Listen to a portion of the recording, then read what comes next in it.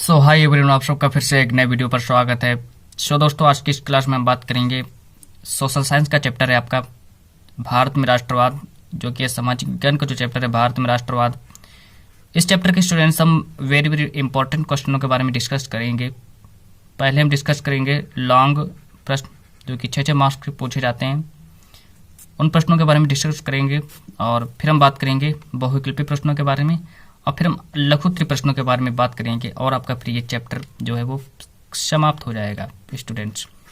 और अभी तक अगर आपने क्लास 10th 2023 बोर्ड की तैयारी स्टार्ट नहीं की तो स्टार्ट कर दें। चलिए स्टार्ट करते हैं। अपना पहला प्रश्न क्या है, और चैनल पर नए तो चैनल को सब्सक्राइब कर लें।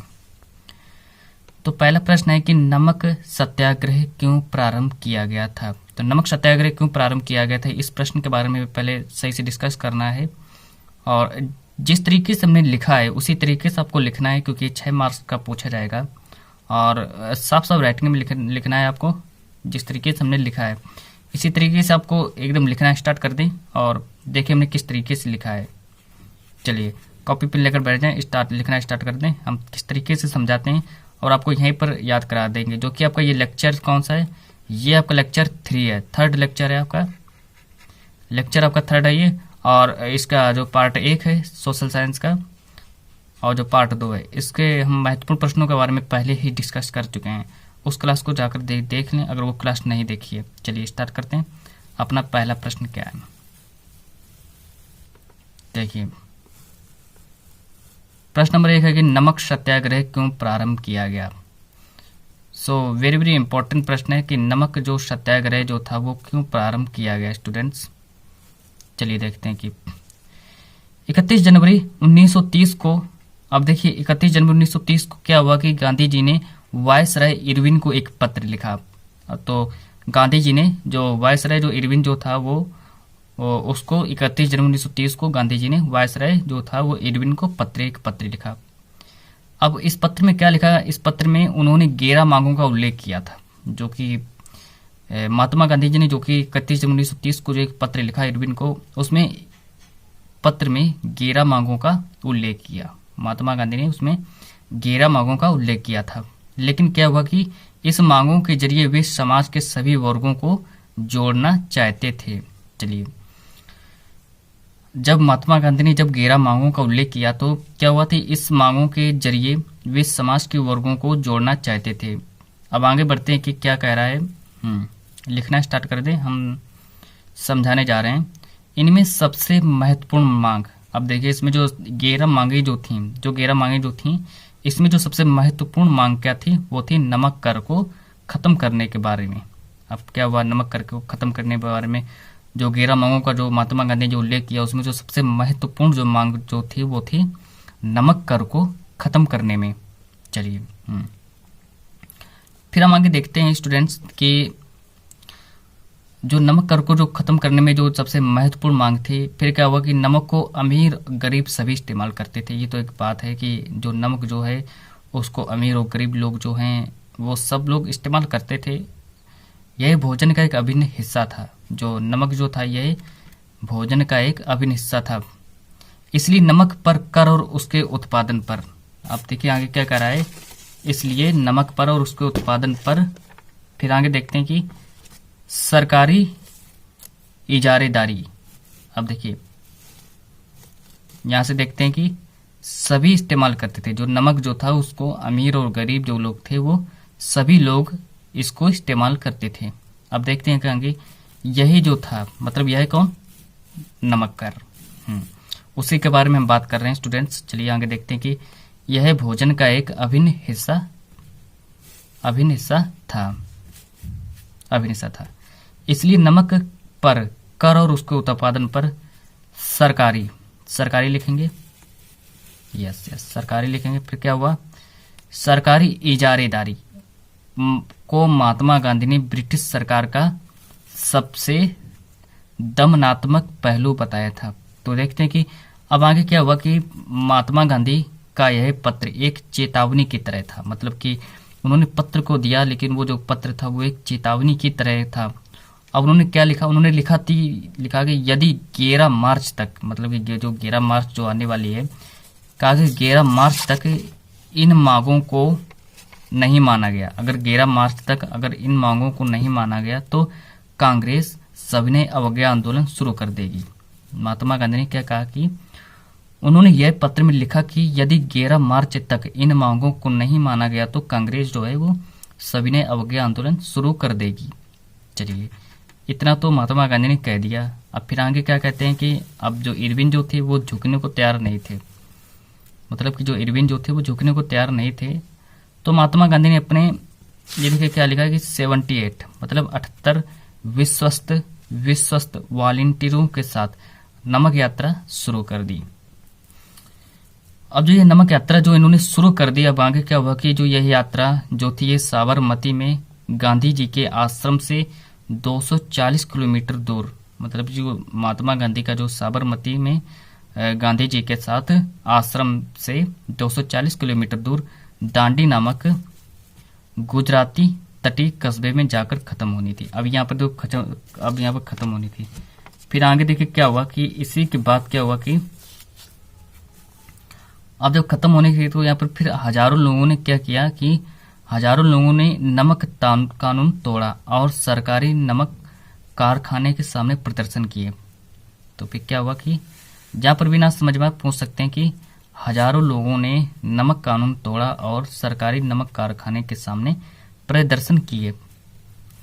चलिए फिर देखते हैं कि आगे कि इन घटनाओं से चिंतित औपनिवेशिक सरकार कांग्रेसी नेताओं को सरकार गिरफ्तार करने लगी। जो कांग्रेसी नेताएं जो थी उनको सरकार गिरफ्तार करने लगी। तो सरकार ने क्या किया कि दमन चक्र चलाया। तो गांधी जी ने सविनय अवज्ञा आंदोलन वापस ले लिया। सो स्टूडेंट्स, ये आपका पहला प्रश्न था जो कि आपका समाप्त होता हुआ। अब हम बात करते हैं दूसरे महत्वपूर्ण प्रश्न के बारे में। ये आपका पहला प्रश्न था जो कि समाप्त हो गया है। चलिए अब हम बढ़ते हैं दूसरे महत्वपूर्ण प्रश्न की ओर, और इतना लिख लें पहले या फिर स्क्रीनशॉट ले लें। चलिए बढ़ते हैं नेक्स्ट प्रश्न की ओर। नेक्स्ट प्रश्न देखिए क्या कह रहा है। देखिए असहयोग आंदोलन के बारे में हम बात करेंगे।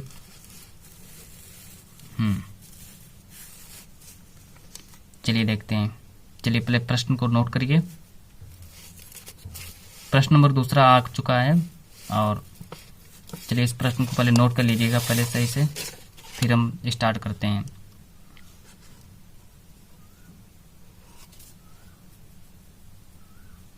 हाँ, नोट कर लिया होगा। चलिए देखते हैं कि अब हम बात करते हैं नेक्स्ट प्रश्न की ओर। प्रश्न नंबर दूसरा है जो कि सबसे ज्यादा बार पूछा गया है।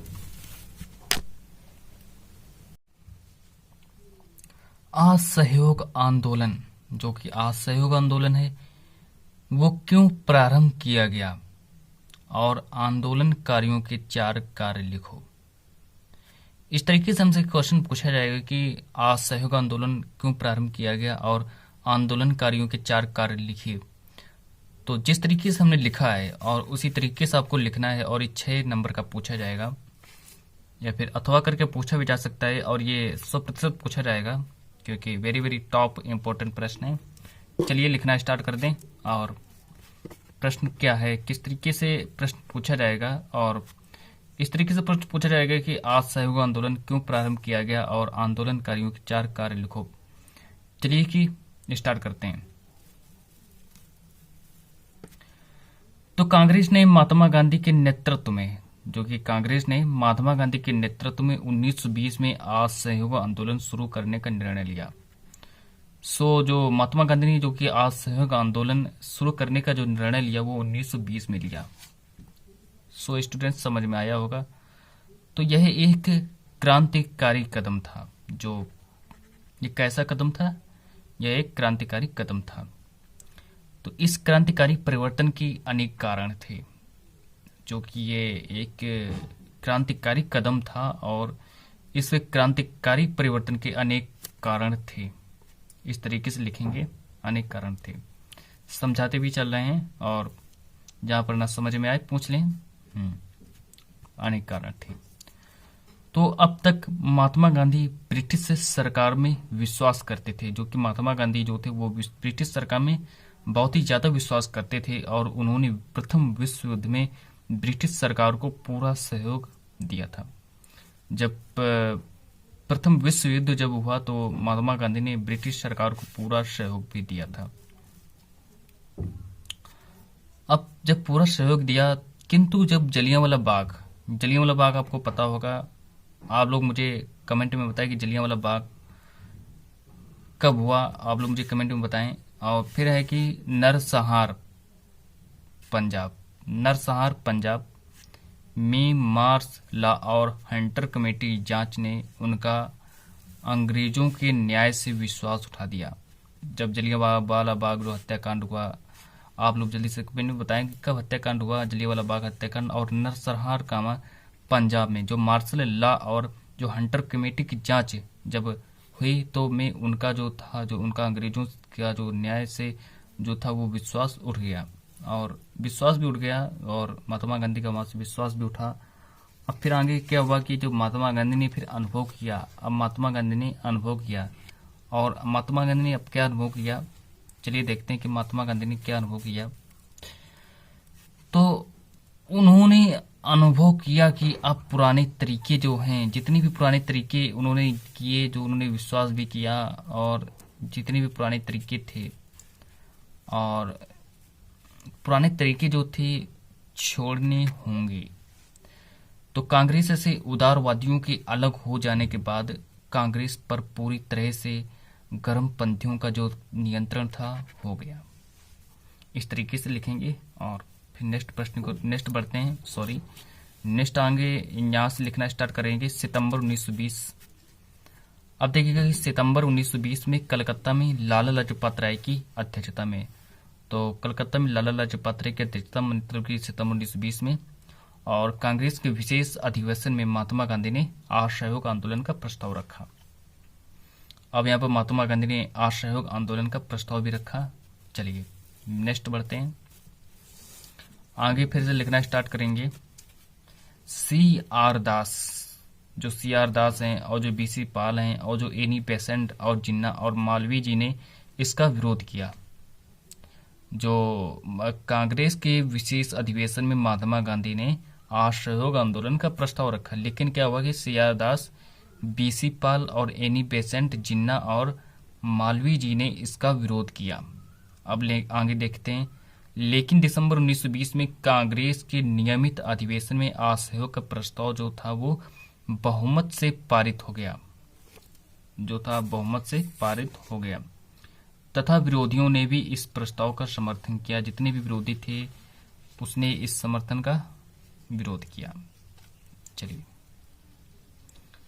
फिर नेक्स्ट देखते हैं कि इस आंदोलन जो कि असहयोग आंदोलन जो था उसके मुख्य बिंदु, ये भी आपसे 2 नंबर का पूछा जा सकता है कि असहयोग आंदोलन के मुख्य 2 बिंदु लिखिए।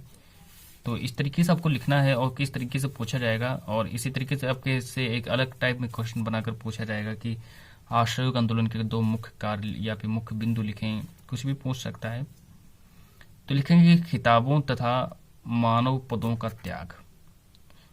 फिर ये खिताबों तथा मानव पदों के त्याग। फिर नेक्स्ट देखते हैं कि बच्चों को स्कूलों से हटा लेना, फिर अदालतों का बहिष्कार आदि। चलिए, लेकिन क्या हुआ कि 13 नवंबर 1921 को प्रिंस ऑफ वेल्स के भारत आगमन के समय मुंबई में हड़ताल रखी गई। और ये जो बस इतना ही आपको याद करना है, और ये आपके 2 महत्वपूर्ण जो प्रश्न हैं ये आपके कंप्लीट भी हो चुके हैं। और अब आज की क्लास को इतना ही रखते हैं, जो कि आपका जो कि आपका दूसरा प्रश्न था। और इस प्रश्न जो कि लॉन्ग टर्म में पूछा जाएगा, 6 मार्क्स का पूछा जाएगा, 6 नंबर का पूछा जाएगा। और नेक्स्ट वीडियो जो उसका पार्ट 4 जो आएगा उसमें भी हम हो सकता है बहुकल्पी महत्वपूर्ण प्रश्न लेकर आएंगे और टॉप महत्वपूर्ण प्रश्न लेकर आएंगे। तो स्टूडेंट्स आज की क्लास को इतना ही रखते हैं और मिलते हैं नेक्स्ट वीडियो में। और चैनल पर नए हो तो चैनल को लाइक और सब्सक्राइब भी कर लें।